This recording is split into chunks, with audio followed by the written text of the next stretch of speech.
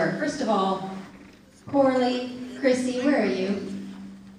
I know you're here. Are any other wives here? We got Corley. Where's Chrissy? Chrissy's over there. Let's thank these wives for doing what they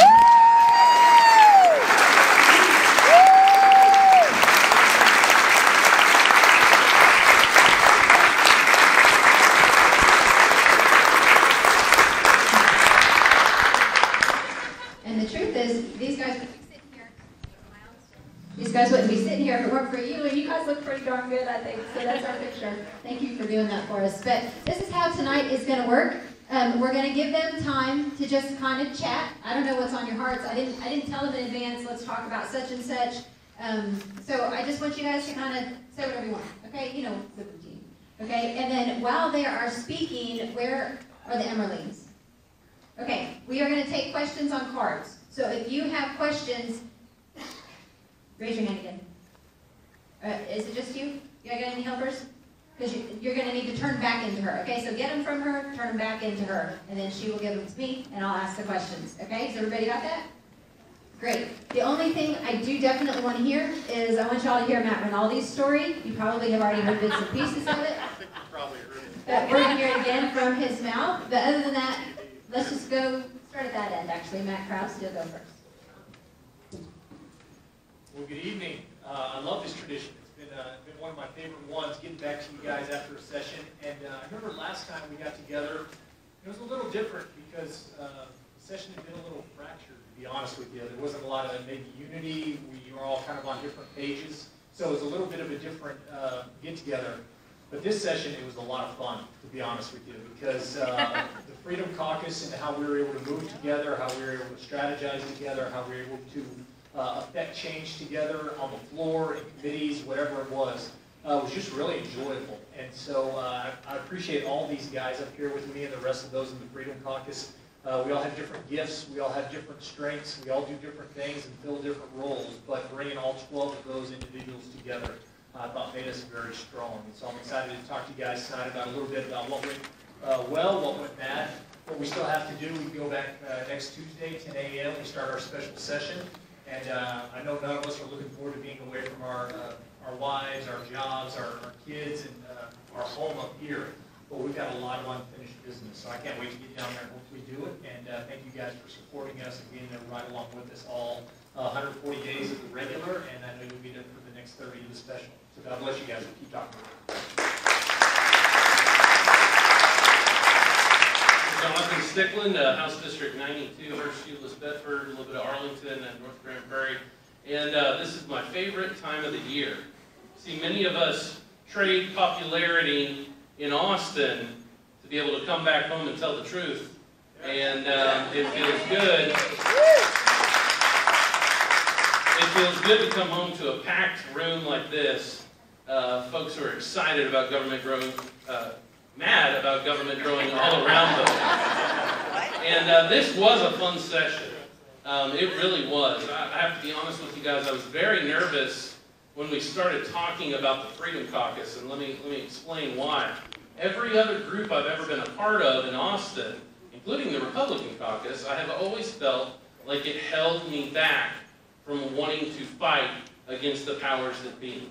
And I always feel like when you have a group, specifically a bigger group, the more aggressive members are more diluted by the folks who don't want to do anything. And I was nervous about the Freedom Caucus forming, frankly, for that reason. But I have to tell you, I think it was one of the best moves the Conservatives have ever made. I was proud of every single one of these guys who are up here with me. Just a couple of special shout-outs. I think, without a doubt, Tony Tenderholt was the most improved representative that I've ever seen,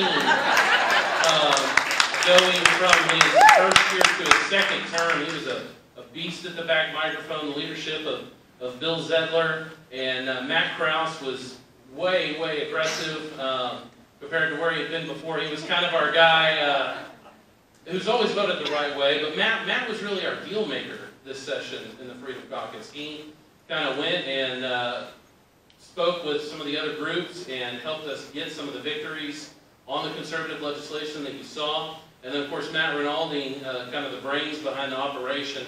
It's hilarious. I wish you guys could see it, but even the folks who hate us, okay, the moderates, the rhinos down in Austin, it's so funny because they depend on our guys for advice. There was one quick story I'll tell.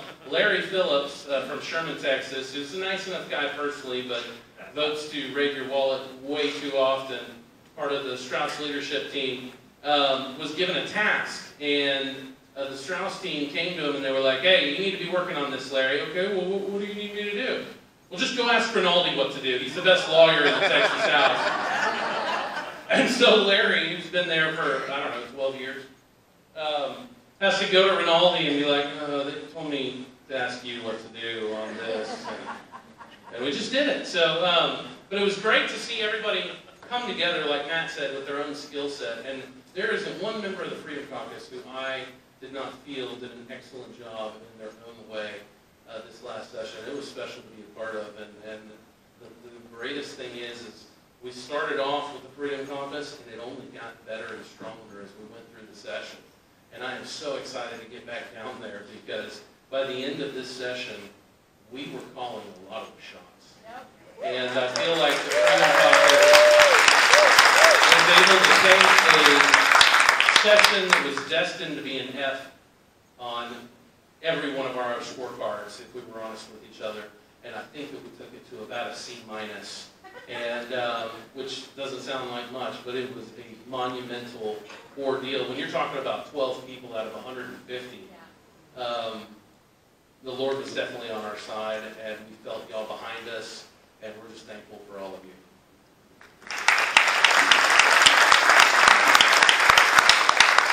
Which one should be? Let me tell you, I've been down there. This was my 7th session, and this was the best session that I've had, and it was primarily because of the Freedom Caucus. And the thing about it is that, just like Jonathan said, it started off looking like it was going to be horrible, and the reason why is because we knew what was going to happen. We knew Strauss was going to basically try and block all the good stuff from getting to the floor. But one of the things about it is that when you have a special session, it makes it very difficult to hide what you're doing. In other words, you only got so many bills you can do, and so it's going to become obvious very quickly what they're planning to move and what they're not.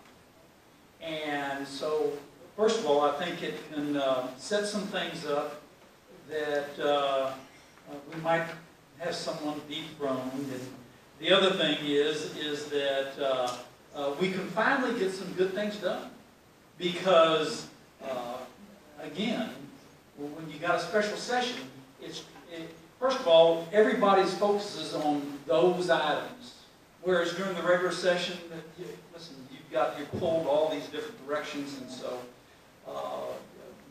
one of the things that really has turned out to be the greatest thing is the fact that we now have a special session, and I think we have a really opportunity to really get some great things done this session because of the special that's coming up.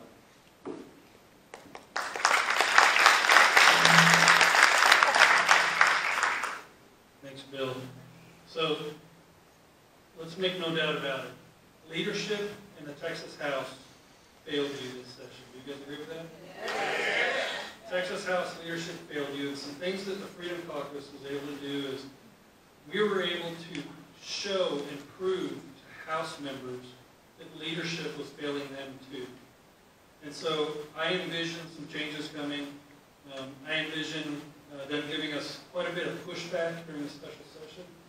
But one of the biggest things that the Freedom Caucus was able to do was to show and showcase the failure of House leadership. And I think that that's going to make a huge difference either this special session or when the 86th legislative session comes around. So you all know that one of my #1 topics is abortion. And so a couple of the really, really big wins that the Freedom Caucus, some members of the Freedom Caucus, as well as another state representative that's sitting right there, raise your hand. She's absolutely amazing. Stephanie Click. We had some huge pro-life wins. I won't go into a lot of detail, but I'll tell you that a lot of money for alternatives to abortion. The Freedom Caucus had a lot to play in defunding Planned Parenthood in the state of Texas.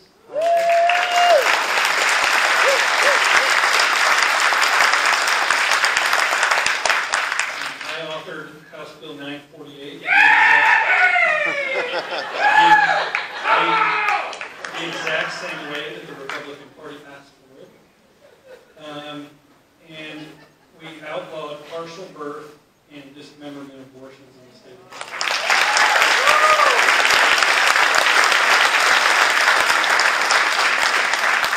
And I'm sure we're going to talk about that and a whole bunch of other things, but again, I want to say thank you to Representative Stephanie Click because she did a lot of work on that. So I appreciate it. That's my big topic.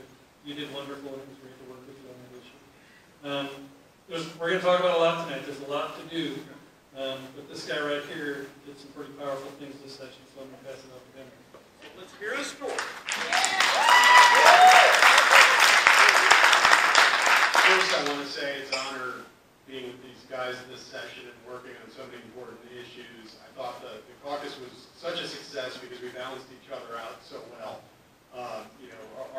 Part of our weaknesses are other members' strengths, and me and Matt Krause balance each other out perfectly, and Stickland and Leach, and everybody was working together, respecting each other so much that we were able to actually form a great strategy. At the beginning of session, probably around February, before we actually started getting into it, we had 15, I think, priorities, but we had 5 top priorities in session. And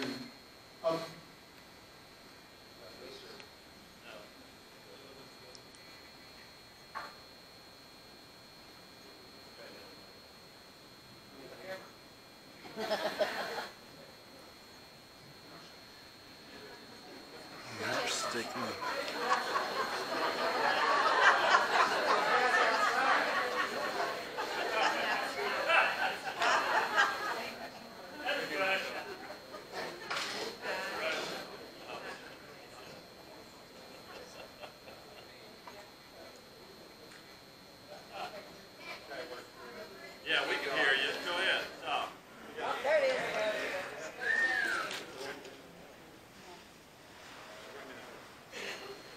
Just turn this one off. Yeah, just switch.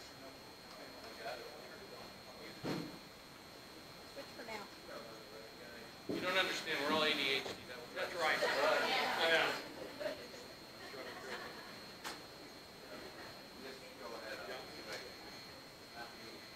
all right. Can you hear me on this one? All right. So we came in February. We had five of our top priorities, which we picked not necessarily based on what what if we could do anything we would pass, but attainability, what was important, what we thought we could get done.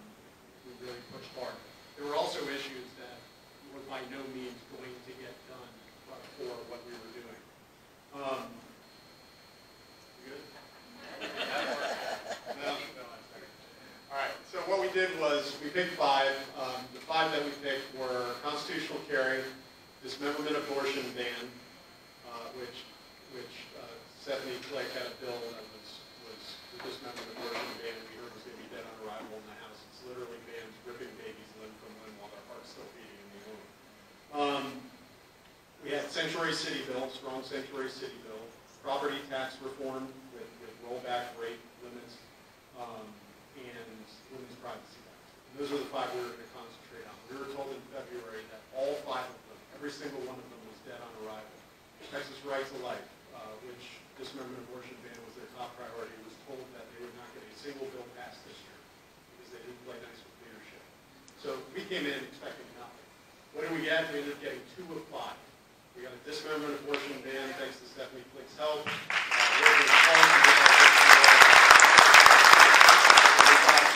strongest sanctuary city bill in the country.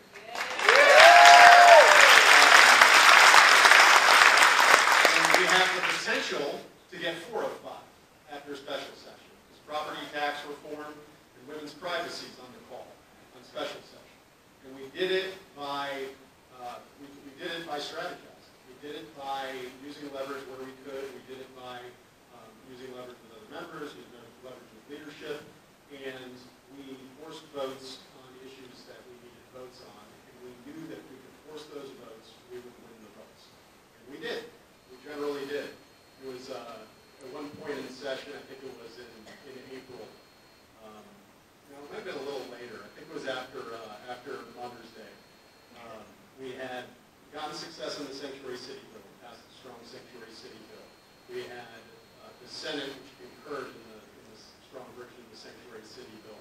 And then that night, we had seen that we would give extreme leverage to Dan Patrick and to leverage to get a strong privacy bill out and leverage to get a strong property tax bill out of the House, or force a special session by basically killing what is the continuation of government bill.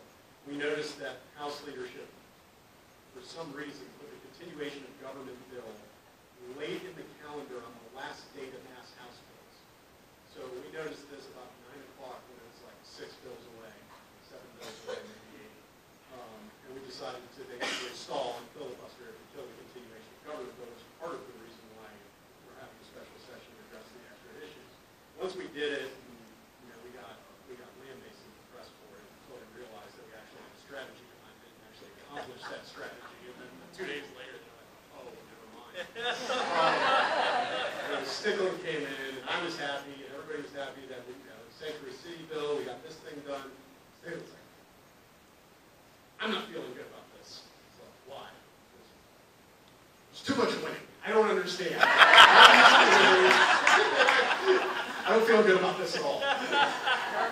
But that's what it was about. And we did it on issue after issue in session on the pro-life bills. For example, during the budget night, Matt Krause brokered a doubling of the spending on alternatives to abortion in the budget. Something that, for the most part, stayed in the budget, in the final budget. I had an amendment that would close off all the loopholes to funding Planned Parenthood. And we had about 200 amendments. It was very deep in there. And at about 2 in the morning, I said, nobody's going home unless we kick that amendment out and pass it, and you all can go home. And that's exactly what we did. A couple hundred amendments. We picked out the Planned Parenthood defunding, and we passed it, and then we all went home. So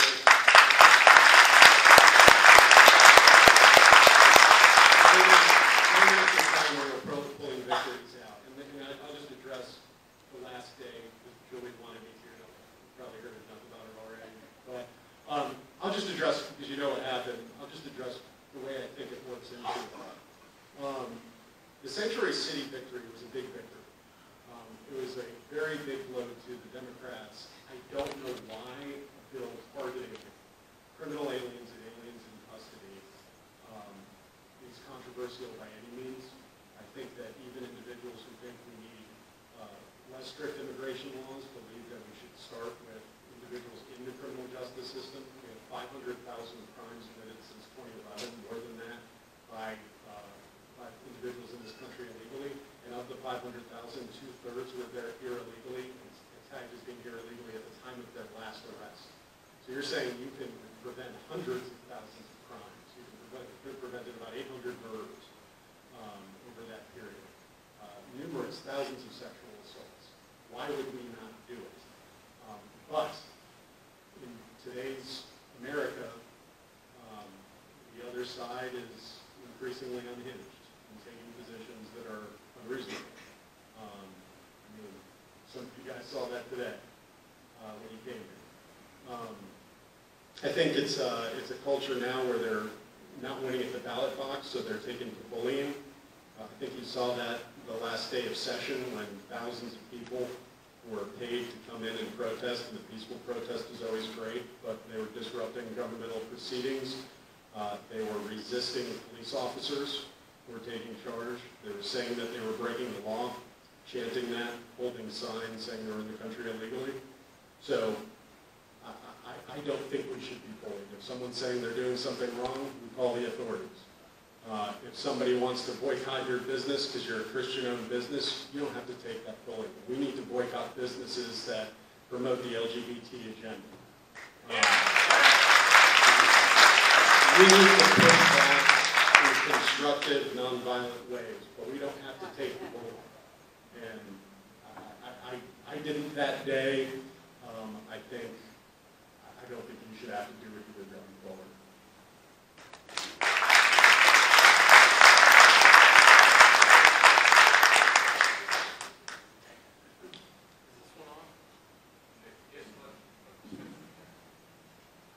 It is.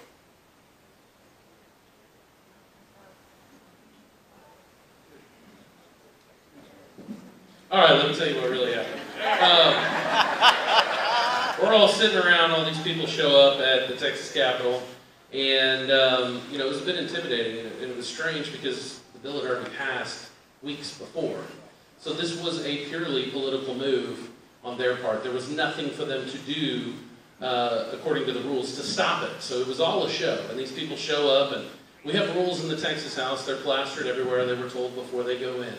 And we knew something was going to happen. It was just way too coordinated. All of a sudden, they unrolled this huge sign. I don't remember what it says, but a huge sign on one side of the Texas House. Now, you have to understand, it's a bit intimidating to be on the floor, surrounded by hundreds of people who hate you in many cases. I'm the only fat guy with a beard, so I stand out a lot of times.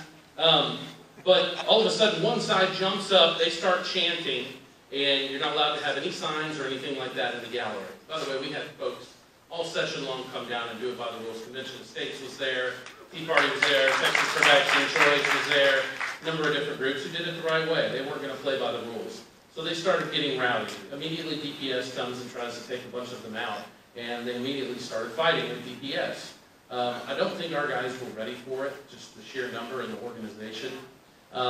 As soon as all the DPS officers ran to the one side where they had the big sign that they rolled out, then the other side of the Texas House started doing it too.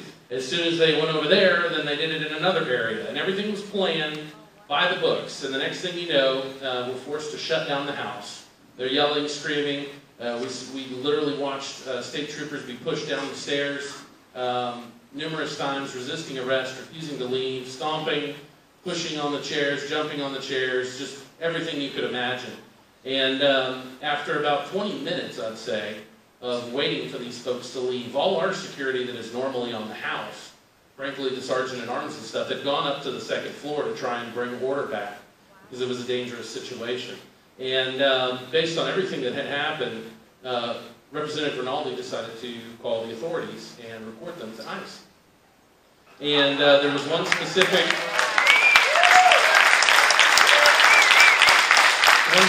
member who was chanting and encouraging the crowd, up and down, yelling and screaming along with them, inciting the crowd. I think it upset Representative Rinaldi. He was then made aware that ICE had been called, and then it was an absolute heyday. It was a sad time to be a part of the Texas House, because I saw my friend Representative Rinaldi instantly be attacked and pushed and cornered by, at that point, large number of folks. And you have to understand, on the last day, we're an hour away from signing out. Our kids are on the floor. Representative Schaefer had his 6-month-old baby in his hand on the floor. Our wives are all there on the floor with us, and this chaos erupts. And it started kind of back by the back hallway, and as he was being pushed and the crowd was moving, it ended up towards the front. It was a very scary moment. Some of the things that were said in the hustle and bustle should never be said anywhere, especially in the Texas Capitol and the Texas House floor. And I was proud of my colleagues for sticking together and making sure that everyone was safe in that time period, and thankful for DPS afterwards for making sure that Representative Rinaldi was safely taken off of the floor due to the threats that were sent his way. But a lot of us haven't talked to those folks since that moment. I walked off with Representative Rinaldi to make sure he was safe, and his family. Poor Lee was pregnant. And many of us have not seen each other since, so it's going to be interesting to go back here in a couple of days and, hey guys, we're ready to pass some pro-life bills and property tax reform and everything else, but it can't be understated. Look, the Freedom Caucus knew that under the Joe Strauss regime, we were not going to get what we wanted. Yep. And that our cards would be best played against the Senate, and the great job that they did passing conservative reforms under Dan Patrick. And under what Greg Abbott said that he wanted in the State Address. So getting into overtime was the game plan as soon as we saw a path, and we're there, and we're ready to bring the win home for you guys in the next 30 days.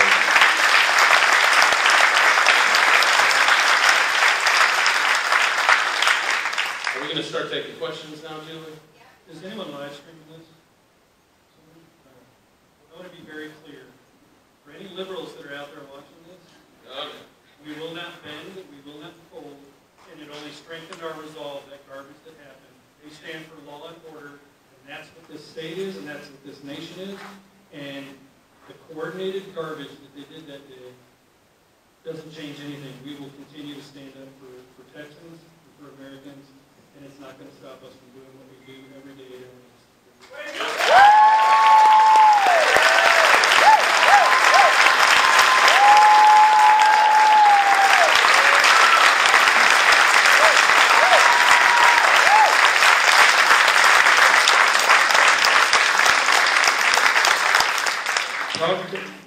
Tony can talk big like that because DPS has been surrounding his house for like 18 months.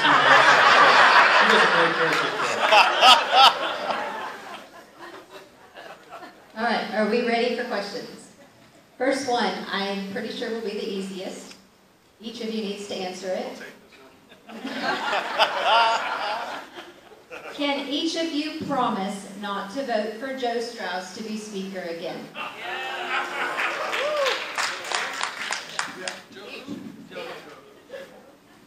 Yeah, he should not be Speaker another term, unequivocally. I'm hoping we don't have a vote next session. I'm hoping he's gone in the next 2 or 3 weeks. Whenever there's been someone running, I've always voted the other way. In other words, Joe Strauss has never gotten my vote. In 2011, I voted for Ken Paxton. In 2013, I voted for and supported first Brian Hughes and then David Simpson.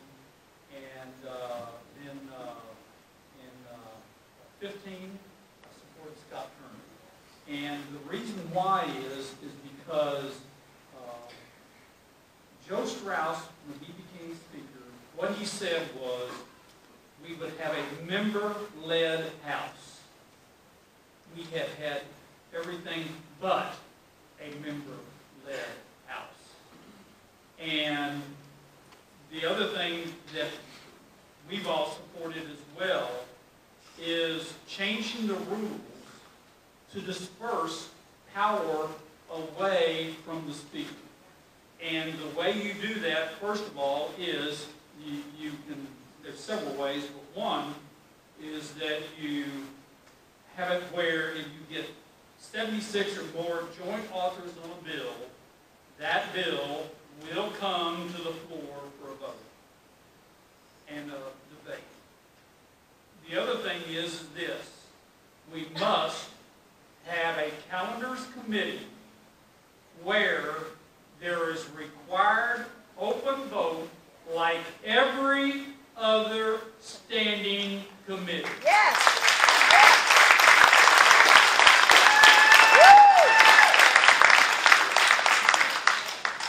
I can promise you personally that Joe Strauss will never run unopposed again for Texas Speaker of the House. But I do want to say this, because I've talked to a lot of folks who were upset that there was not a race this time. I was frustrated as well that there was not a race. But I think that, I truly believe, still to this day, given everything that happened, that we made the right decision in not trying to force something that wasn't there. And let me explain what that means. There were some folks who said, we want you to red light it, we don't want you, even if no one else is running, abstain, white light, whatever else. From a rules standpoint, there was no difference.